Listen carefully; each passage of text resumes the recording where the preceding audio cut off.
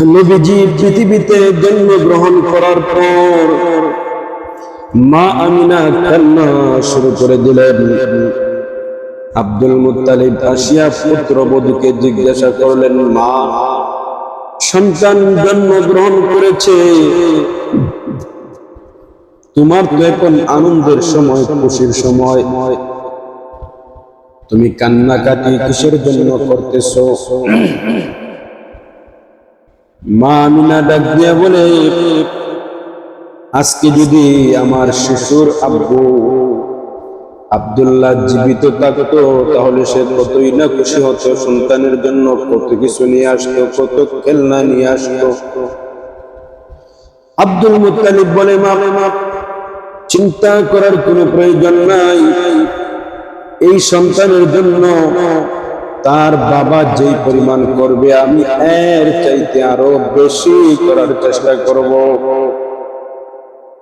আরব দেশের মধ্যে একটা নিয়ম ছিল, সন্তানদেরকে শুদ্ধ আরবি শেখানোর জন্য, তাদের দৈহিক সৌন্দর্য বাড়ানোর জন্য তারা ভিন দেশের মধ্যে ভিন্ন নারীর কাছে সন্তানদেরকে দুধ পান করানোর জন্য তারা পাঠিয়ে দেয়, সুন্দর শুদ্ধ আরবি ভাষা শিক্ষা করার জন্য। আব্দুল মুত্তালিব তার ওই ছেলের ঘরের নাতিকে দুধ মাতার সন্ধানে বাজারে চলে গেলেন। দুধ মা হালিমা রাসূল করিম সাল্লাল্লাহু আলাইহি সাল্লামের দুধ মা যিনি হইলেন, তিনি একটি সুন্দর ঘটনা বর্ণনা করেছেন, যেই ঘটনাটা আল্লাহর রাসূলকে নেওয়ার কারণে ওনার ফ্যামিলিতে যে বরকত এসেছিল। ইবনে ইসহাকের বর্ণনা মতে বনু সাদ গোত্রের হালিমা ছিলেন বনু সাদ গোত্রের জুবাইরের স্ত্রী। উনি বর্ণনা করেন, আমরা যে দেশের মধ্যে থাকি ওই দেশের মধ্যে অনেক দুর্ভিক্ষ ছিল, আমার বুকের মধ্যে কোনো দুধ ছিল না, সন্তান দুধ না থাকার কারণে বেশিরভাগ সময় কান্নাকাটি করত। আমি আমার স্বামীকে মিলিয়া পরামর্শ করলাম, আমরা একজন সন্তানকে নিয়ে আসি দুধ পান করানোর জন্য, তাহলে সেই সন্তানের বাবা মা আমাদেরকে যেই পারিশ্রমিক দিবে ওই পারিশ্রমিক আমরা কে পরে আমাদের সন্তানও দুধ খাইবে, যে সন্তানকে নিয়ে আসবো সেই সন্তানও দুধ পান করবে। দুধ মা হালিমা তার স্বামীর সাথে পরামর্শ করার পরে বনু সাদ গোত্র থেকে আরো বিভিন্ন কাফেলার সঙ্গে মা হালিমা বলেন, আমরা একটা মাদি গাধার উপরে আমি ছড়িয়া মক্কার দিকে আসা শুরু করে দিলাম। আমার সাথে অন্যান্য মহিলারাও ছিল। আমার গাধাটা এত দুর্বল ছিল, অন্যান্য গাধার সঙ্গে সে দৌড়িয়া যাইতে পারত না, সে আস্তে আস্তে রাস্তা চলত। আমাদের সঙ্গে একটা উটনিও ছিল, ওই উটনিটাও অত্যন্ত দুর্বল ছিল, তার মধ্যে কোনো দুধ ছিল না, একেবারে শূন্য অবস্থায় ছিল। সারা রাস্তা আমার সন্তান খাবার না থাকার কারণে কান্নাকাটি করেছে। আমরা যখন মক্কার বাজারে আসলাম, আসার পরে আমরা দেখতেছি সবাই সন্তান নিয়ে যাইতেছে, সবাই যার যার পছন্দের সন্তান গুলাকে তারা সংগ্রহ করতেছেন। বাজারের মধ্যে থেকে দেখি শিশু মুহাম্মদকে সবাই তুলে নেই দেখে, কিন্তু ফিতা না থাকার কারণে কেউ তাকে নিতে চায় না, যে ওই সন্তানের ফিতা নাই, পারিশ্রমিক আমরা তেমন একটা পাবো না, এই জন্য সবাই ওই সন্তানটাকে রেখে চলে যাইতেছেন। এদিক দিয়ে আমি এবং আমার স্বামী কোনো দুগ্ধজাত সন্তানকে আমরা পাইতে আসিলাম না। না পাওয়ার কারণে আমরাও শিশু মুহাম্মদ কে স্বামী এবং আমরা দুজনে পরামর্শ করিলাম একেবারে কালি হাতে যাওয়ার চাইতে আমরা ওই এতিম মুহাম্মদকে আমাদের সঙ্গে করে নিয়ে যাই। আমরা গেলাম আব্দুল মুত্তালিবের কাছে। যাওয়ার পরে কথাবার্তা হওয়ার পরে আমরা যখন শিশু মুহাম্মদকে আমি যখন আমার কোলে উঠাইলাম, কোলে উঠানোর পর থেকেই বরকতের পাহাড় যেন আমাদের দিকে দিয়ে আসছে। আমরা যখন শিশু মুহাম্মদকে নিয়ে আমরা আমাদের তাঁবুতে ফিরলাম, ফিরার সঙ্গে সঙ্গে দেখি আমার বুক ভর্তি দুধ হয়ে গেছে। আমি আমার সন্তান এবং পালক পুত্র মুহাম্মদকে তাদের পেট ভর্তি করে তাদেরকে দুধ খাওয়ালাম। খাওয়ানোর পরে তারা আরামের ঘুমে ধীরে বাড়ি চলে গেলেন। এদিকে আমার স্বামী আমাদের সঙ্গে যে দুর্বল উটনি ছিল, ওই উটনির কাছে দুধ সংগ্রহ করার জন্য গেছেন। দুধ সংগ্রহ করতে যাইয়া দেখেন যে উটনি সামান্য একটু দুধ দিতে পারে না, ওই উটনি তাদের বালতি ভর্তি দুধ দিয়ে দিছে। স্বামী স্ত্রী উভয় দুধগুলা খাইলেন। খাবার পরে তাদের রাত্রি যাপন করলেন। রাত্রি যাপন করার পর তারা সকালে উঠে যখন তাদের কাফেলার সঙ্গে তারা যাত্রা শুরু করলেন। দুধমা হালিমা বলেন, যেই দুর্বল গাধাটি সবার পরে পরে আসতো, সবার সঙ্গে তাল মিলিয়ে হাঁটতে পারতো না, আমি যখন শিশু মুহাম্মদকে নিয়ে ওই মাদি গাধার উপরে উঠলাম, তখন দেখি সে এমন ঘুরে যাইতেছে, এমন স্পিডে যাইতেছে। ওই স্পিডের কারণে সামনের যত গাধা উঠছিল সবগুলাকে পেছনে ফেলাইয়া সে সামনের সারিতে চলে গেল। কাফেলার অন্যান্য মহিলারা যারা আছেন তারা ডাক দিয়ে বলেন, হালিমা, আমাদের সঙ্গে করে যেই গাধাটি তুমি নিয়ে আসছিলে এইটা কি সেই গাধা নাকি? বলে হ্যাঁ, এটা সেই গাধাই। তারা ডাক দিয়ে বলতেছে, নিশ্চয়ই এর মধ্যে কোনো কারণ রয়েছে। যেই গাধাটি আসার সময় দুর্বলতার কারণে, নিঃশক্তি হওয়ার কারণে আমাদের সঙ্গে আসতে পারে নাই, পিছনে পিছনে আসছে, আস্তে আস্তে আসছে। আবার ওই গাধাটি এখন আমরা যখন গন্তব্যে ফিরে যাব, ওই গাধাটি সকলের আগে চলে যায়। দুধমা হালিমা বলেন, আমরা যখন স্বামী স্ত্রী মিলে আমাদের কাফেলা যখন বনু সাদ পুত্রে পৌঁছানোর পরে আমাদের এলাকাটা অন্যান্য এলাকার চাইতে দুর্বল ছিল। আমাদের এলাকাটা অন্যান্য এলাকার চাইতে গরিব ছিল, দুর্ভিক্ষের দেশ ছিল। ছাগলগুলি যখন মানুষ চড়াইতো তখন তাদের ছাগলে ভালো করে তারা মাঠে তারা খাবার খাইতে পারত না। শিশু মুহাম্মদকে যখন আমার ঘরের মধ্যে আনার পরে আমাদের যে ছাগলগুলি ছিল, ওই ছাগলগুলি মাঠে যাওয়ার পরে তারা পেট ভর্তি করিয়া তারা দুধ পান সহ তারা তাদের পেটটাকে ভরিয়া তারা বাড়ির মধ্যে ফিরে এমন বরকত শুরু হয়ে গেল। দুধমা হালিমা বলেন, যতদিন পর্যন্ত মুহাম্মদ আমার দায়িত্বে ছিল ততদিন পর্যন্ত আমাদের ঘরে শুধু বরকত আর বরকত ছিল। 2 বছর পূর্ণ হওয়ার পরে দুধের সীমা যখন পূর্ণ হয়ে গেছে, তখন আমরা ওই দুধ শিশুকে নিয়ে মায়ের কাছে, মাতা আমিনার কাছে চলে গেলাম। চলে যাওয়ার পরে আমরা মা আমিনার কাছে, দুধমা হালিমা বলেন, আমি আমিনার কাছে আবদার করলাম, ও আমিনা, তোমার এই সন্তান আমাদের ঘরে আসার কারণে আমরা খুবই শান্তিতে ছিলাম এবং আমাদের ঘরে বাইরে শুধু বরকত আর বরকত। তুমি যদি অনুমতি দাও তাহলে তোমার সন্তানকে আমাদের কাছে আরো কিছুদিন রাখতে চাই। মা আমিনা দুধ মায়ের কথা আর ফেললেন না, বলে ঠিক আছে, তুমি যদি আরো কিছুদিন রাখতে চাও রাখো, আমার কোনো আপত্তি নাই। এই বলিয়া সন্তানকে নিয়ে আবার বাড়ির দিকে চলে গেলেন। বাড়িতে যাওয়ার পরে সন্তান বড় হইতেছেন 4 থেকে 5 বছরের সময়। উনি যখন দুধ ভাইয়ের সঙ্গে যখন বাড়ির ছাগলগুলো যখন চড়াইতেন, খেলার মাঠে যখন ওই শহরের মানুষেরা বড় সাত পুত্রের সন্তানেরা যাইতেন, হঠাৎ করিয়া একদিন দেখেন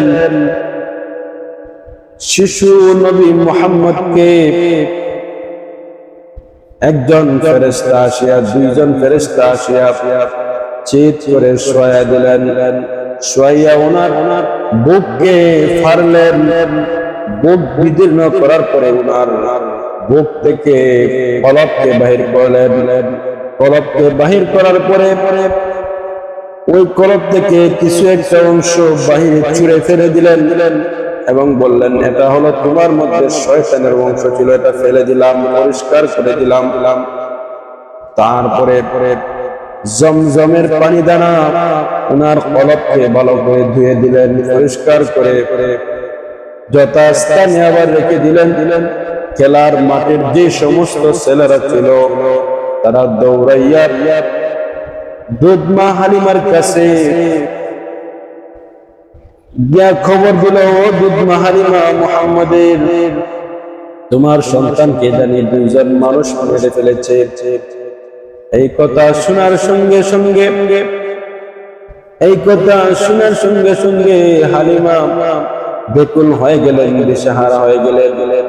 আরে অন্য জনের সন্তান আমি তাকে আমার বাড়িতে বরকতের জন্য এনেছি। উনি দৌড়িয়ে আসিয়া দেখলেন সন্তান ঠিকই আছে, কিন্তু চেহারার মধ্যে একটা বিবর্ণ, একটা ভয় একটা ভাব। মুহাম্মদুর রাসূলুল্লাহ উনি বিষয়গুলি ভাঙ্গিয়া বললেন। দুধ মা হালিমা ভয় পেয়ে গেলেন, বললেন, এই বিনদেশী সন্তানকে আর আমাদের কাছে রাখতে চাই না, কারণ একজন মায়ের আমানত আমার কাছে নষ্ট হোক এটা আমি চাই না। এই বলিয়া হালিমা সন্তানকে 5 বছর বয়সে মা আমিনার কাছে নিয়ে গেলেন। বোন, তুমি তোমার সন্তানকে রেখে দাও। তারপরে উনি ওনার সন্তানকে রেখে দিলেন। 6 বছর যখন হয়েছে, শিশু নবী মুহাম্মদুর রাসূলুল্লাহ যখন অন্যান্য শিশুদের সঙ্গে যখন খেলার জন্য যান, একদিন হঠাৎ করে মুহাম্মদুর রাসূলুল্লাহ আর খেলা শেষ করে আসতেছেন না, সন্ধ্যা হয়ে গেছে। মা আমিনা বলতেছেন, আমার সন্তান এখনো কিসের জন্য আসে নাই। উনি দৌড়াইয়া চলে গেলেন সন্তানের কাছে। চলে যাওয়ার পরে দেখেন সন্তান শিশু মুহাম্মদ খেলার মাঠের একটা কোণের মধ্যে বসে কান্না করতেছে। মা আমিনা জিজ্ঞেস করলেন, ও আমার আদরের পুত্র, তুমি কিসের জন্য কান্নাকাটি করতেছ, তোমার কি হয়েছে? শিশু মুহাম্মদ বলে, মা, সন্ধ্যায় যখন খেলা শেষ হয়ে যায় তখন প্রত্যেক সন্তানের বাবা আসিয়া তাদের ছেলে মেয়েদেরকে কাঁধের মধ্যে তুলিয়া বাড়িতে নিয়ে যায়, কিন্তু আজ পর্যন্ত কোনদিন আমার বাবা আসিয়া আমাকে কাঁধে করে উঠাইয়া আমার বাড়িতে নিয়ে যায় না। মা, তুমি না বলেছ আমার বাবা ব্যবসা করার জন্য মদিনায় গেছে, এখনো কেন সে আসে না? মা আমিনা 2 চোখের পানি ফেলাইয়া কান্দে আর বলে, ওরে আমার সন্তান, আমি তোমাকে এতদিন ভুল কথা বলেছি। তোমার বাবা ব্যবসা করতে যাইয়া ফিরে আসার সময় রাস্তার মধ্যে ইন্তেকাল করেন। শিশু নবী মুহাম্মদ বলেন, মা, তাহলে চলো একবার বাবার কবরে যাই আমরা বাবাকে একটু দেখে আসি, বাবার রোজা মুবারক একটু দেখে আসি। সন্তানের আবদার নিয়ে চলে গেলেন দাদা আব্দুল মুত্তালিবের কাছে। যাওয়ার পরে বললেন, শ্বশুর আব্বা, আপনার নাতি আপনার সন্তান আব্দুল্লাহর কবরস্থান দেখতে চাইতেছে, ওই জায়গার মধ্যে সে যাওয়ার জন্য কথা বলতেছে। আমারও মনে টানতেছে আমি আমার স্বামীর কবরটাকে একটু জিয়ারত করে আসবো, একটু দেখে আসবো। আব্দুল মুত্তালিব তাদের সঙ্গে উম্মে আইমান নামক একজন বাদীকে নিয়ে শিশু মুহাম্মদ এবং মা আমিনাকে নিয়ে চলে গেলেন একটি উটনির উপর করে। ওই জায়গাতে যাওয়ার পরে 1 মাস থাকার পরে ফিরে আসার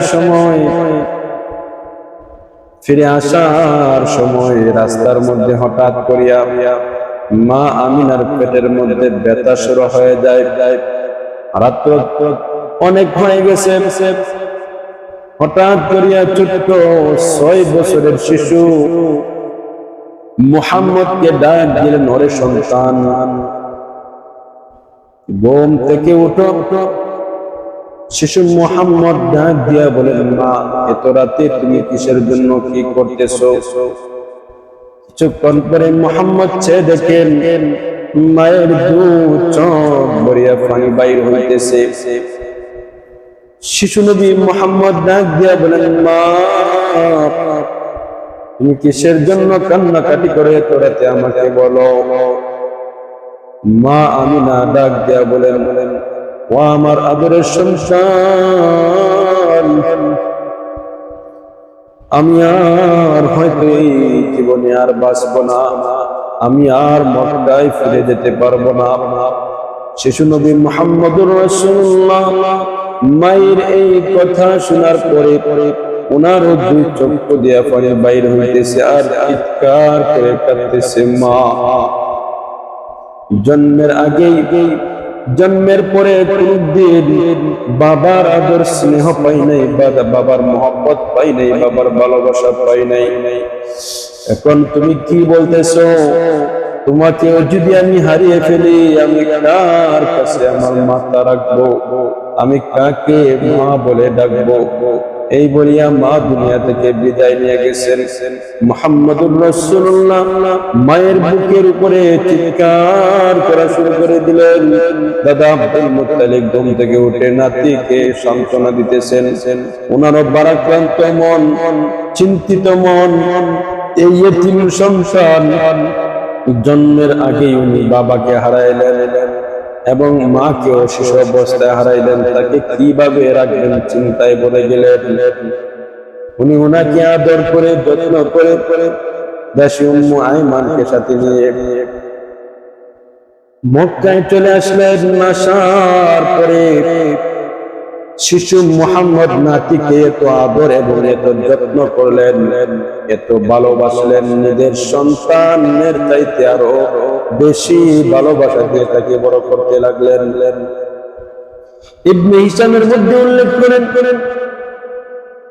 যে কাবা গৃহের সামনে দাদা আব্দুল মুত্তালিবের জন্য একটা বিছানা করা হতো। ওই বিছানার চতুর্পাশে তার সন্তানেরা এসে বসতো। ওই বিছানার উপরে ওঠার জন্য কাউকে বলা হতো না বা কেউ সাহস পেত না। কিন্তু শিশু মুহাম্মদকে ওই বিছানার উপরে উঠাইতেন এবং বুকের মধ্যে জড়িয়ে ধরে ওনাকে ঘুম পাড়াইতেন। আব্দুল মুত্তালিবের সন্তানেরা শিশু মুহাম্মদকে বিছানা থেকে নামানোর চেষ্টা করলে আব্দুল মুত্তালিব বলতেন, না না, তোমরা জানো না এই সন্তানের কত বরকত, কত মহব্বত। এই সন্তান অনেক কিছু হবে ভবিষ্যতে। তোমরা এই সন্তানকে এই বিছানা থেকে উঠাও না। আমি এই সন্তানকে সবচেয়ে বেশি ভালোবাসি, তোমরা তাকেও কষ্ট দিও না। এইভাবে দাদা আব্দুল মুত্তালিব তাকে নিজের স্নেহ ভালোবাসা দিয়ে সব সময় বুকে আগলে রাখতেন। একটা বিন্দু পরিমাণ কষ্ট ওনার গায়ে যাতে না হয় ওই রকম ভাবে তিনি চলতেন। শিশু মুহাম্মদুর রাসূলুল্লাহ সাল্লাল্লাহু আলাইহি ওয়াসাল্লামের বয়স তখন 8 বছর 2 মাস 10 দিন হয়ে গেল। ওই সময় তার মাথার উপর থেকে তার সবচেয়ে বড় সহযোগী আব্দুল মুত্তালিব দুনিয়া থেকে চলে যাইবেন, সময় হয়ে গেছে। উনি ওনার সন্তান আবু তালিবকে ডাক দিয়া বলেন, ওরে আবু তালিব শোনো। বলে, বাবা কি হয়েছে? ওরে সন্তান, হয়তো আমি আর বেশিক্ষণ এই দুনিয়াতে থাকবো না, আমার সময় চলে এসেছে। আমি তোমার হাতে শিশু মুহাম্মদকে আমানত রেখে গেলাম, তাকে জীবনে কোনো কষ্ট দিও না। তাকে তুমি তোমার সন্তানের চাইতে আরো বেশি করে ভালোবাসবে, তাকে তুমি তোমার মতো করে খেয়াল করে রাখবে। আমি তোমার কাছে আর কোনো কিছু চাই না, তুমি আমার এই নাতিটাকে যত্ন সহকারে আদর করিও। মক্কার কোন বেঈমান কাফেররা যাতে তুমি আবু তালিব জীবিত থাকতে তার উপর কোনো আঘাত করতে না পারে, তুমি সেই ব্যাপারে আমাকে ওয়াদা দাও। আবু তালিব বলে, বাবা আপনি কি বলেন? আমাদের ভাই মারা গেছে, ভাইয়ের সন্তান এতিম হয়ে গেছে, আমি তাকে আমার কলিজা দিয়ে ভালোবাসবো। সুবহানাল্লাহ।